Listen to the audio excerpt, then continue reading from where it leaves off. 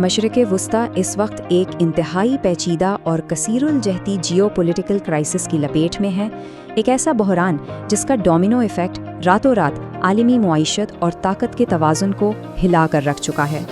आइए इस तेज़ी से बदलती सूरत हाल की बिल्कुल तह तक पहुँचते हैं। आज के इस तज्ज़िये के अहम नुकात कुछ यूँ हैं: खलीज पर हमले, इजरायली एयर बेसिस पर स्ट्राइक्स, प्रोजेक्ट फ्रीडम और अल्टीमेटम, बदलती जोग्राफियाई बसात, आलमी माशी झटके और आखिर में बात करेंगे सुपर पावर के ज़वाल पर। तो पहला हिस्सा खलीज पर हमला।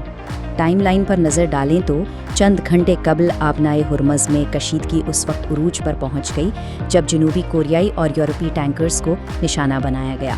फिर थोड़ी ही देर बाद अमरीकी नेवी ने जवाबी कार्रवाई करते हुए ईरान की 6 तेज़ रफ्तार कश्तियों को गर्क कर दिया। और फिर सबसे ताज़ा तरीन वाक़या पेश आया, यूएई में फुजेरा की पेट्रोलियम इंडस्ट्रीज़ पर ड्रोन और मिसाइलों का मुश्तरका हमला। इस एक हमले ने पूरे खित्ते में खतरे की घंटी बजा दी है। अब यहाँ दिलचस्प बात यह है कि 2 बिल्कुल मुतज़ाद बयानिए सामने आ रहे हैं। अमरीका और यूएई का दावा है कि ये ईरान की तरफ से एक बिला इश्तहाल फ़ज़ाई हमला था, लेकिन दूसरी तरफ ईरानी हुकाम की मुकम्मल खामोशी है, जिसकी वजह से माहिरीन इसे एक मुमकिना फॉल्स फ्लैग ऑपरेशन के तौर पर भी देख रहे हैं। और सबसे ज़्यादा हैरत की बात यह है कि यूएई में नस्ब जदीद इसराइली एयर डिफेंस सिस्टम्स भी इस हमले को रोकने में मुकम्मल तौर पर नाकाम रहे। दूसरा हिस्सा, इसराइली अड्डों पर हमले।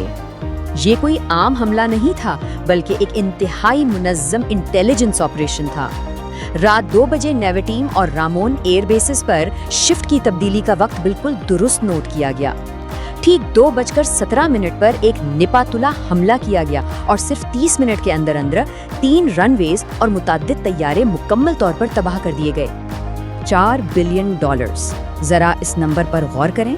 ये कोई मामूली रकम नहीं, बल्कि महज एक ही रात में तबाह होने वाले जदीद तरीन F-35 और F-15 लड़ाका तैयारों की तखमीनी मालियत है। फॉरवर्ड अटैक कैपेसिटी को पहुंचने वाला यह वाकई एक नाकाबिले तलाफी नुकसान है। तीसरा हिस्सा, अल्टीमेटम और प्रोजेक्ट फ्रीडम। इस सारी अफरा तफरी और बहरी नाकेबंदी से निपटने के लिए वाशिंगटन ने फौरी तौर पर प्रोजेक्ट फ्रीडम का आगाज कर दिया है। इसके तहत आबनाए हुर्मुज़ में 15,000 फौजियों की तैनाती का मंसूबा है। वहाँ फंसे हुए 2,000 तिजारती जहाज़ों के लिए एक हिफाजती एस्कॉर्ट मिशन शुरू किया जा रहा है और 20,000 के करीब फंसे हुए अमले की जानों को महफूज बनाने का ऐलान किया गया है।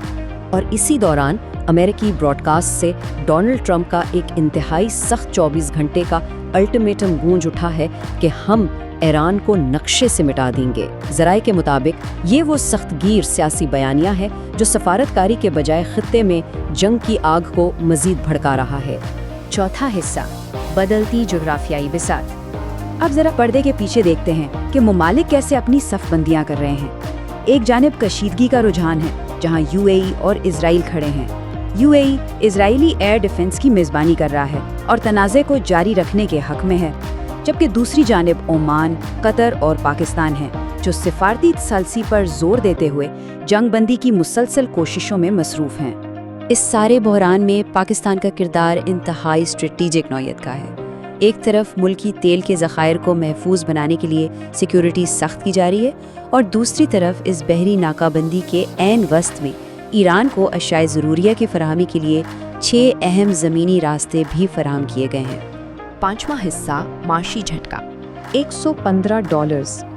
इन हमलों की खबरों ने आलमी मंडियों में ज़बरदस्त खौफ व हरास फैलाया और ब्रेंट क्रूड ऑयल की कीमत फ़ी बैरल इस होशरबा सतह तक पहुंच गई। और इसका फौरी नतीजा, हिस्सास बाज़ारों में $500 अरब का एक हौलनाक क्रैश, जिसने लम्हों में आलमी माइशत की बुनियादें हिलाकर रख दी। सूरत हाल की संगीनी का अंदाज़ा इस बात से लगाया जा सकता है कि दुनिया की कुल तेल सप्लाई का 22% हिस्सा आबनाए हरमुज़ में फंस कर रह गया है। ये रोज़ाना 2 करोड़ बैरल तेल बनता है और जाहिर है इसका बराह रास्त नतीजा दुनिया भर में तवानाई और खुराक की कीमतों में ज़बरदस्त इजाफे की सूरत में निकल रहा है। इंफ्रास्ट्रक्चर के नुकसानात तो और भी ज़्यादा वाज़ेह है।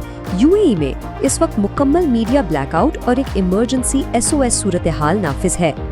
दुबई और शारजा की तमाम कमर्शियल मुसाफिर परवाजें ग्राउंड कर दी गई हैं और दुबई एयरपोर्ट पर बड़े कार्गो ऑपरेशंस अचानक मनसूख हो चुके हैं। دنیا کا مصروف ترین لاجسٹکس ہب عملی طور پر جام ہو چکا ہے۔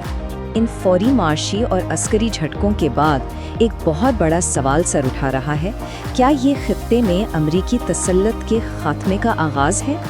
چھٹا اور آخری حصہ، سپر پاور کا زوال۔ امریکی پالیسیوں پر تنقید بھی اب شدت اختیار کر رہی ہے۔ مشہور کامنٹیٹر ٹکر کارلسن کے الفاظ کچھ یوں تھے: امریکی انتظامیہ اسرائیل کی یرغمال اور غلام بن چکی ہے۔ یہ بیانیہ تیزی سے ابھر رہا ہے کہ واشنگٹن کا اپنی ہی خارجہ پالیسی پر کنٹرول ختم ہوتا جا رہا ہے۔ بالکل سیدھی سی بات ہے، جب کوئی ملک سفارت کاری کو چھوڑ کر محض دباؤ کے ہتھ کنڈوں، معاشی ٹیرف اور فوجی طاقت پر انحصار کرنے لگے تو یہ اس کی طویل مدتی عالمی اثر و رسوخ کے زوال کو تیز کر دیتا ہے۔ ماہرین اس حکمت عملی کو ویتنام اور افغانستان جیسی ماضی کی جیو پولیٹیکل ناکامیوں سے تشبیہ دے رہے ہیں۔ تو آخر میں ایک انتہائی فکر انگیز سوال ذہن میں آتا ہے، جب فوجی طاقت امن قائم کرنے میں مکمل طور پر ناکام ہو جائے تو اس نئے تشکیل پاتے ہوئے عالمی نظام میں طاقت کے اس بہت بڑے خلا کو آخر کون پُر کرے گا؟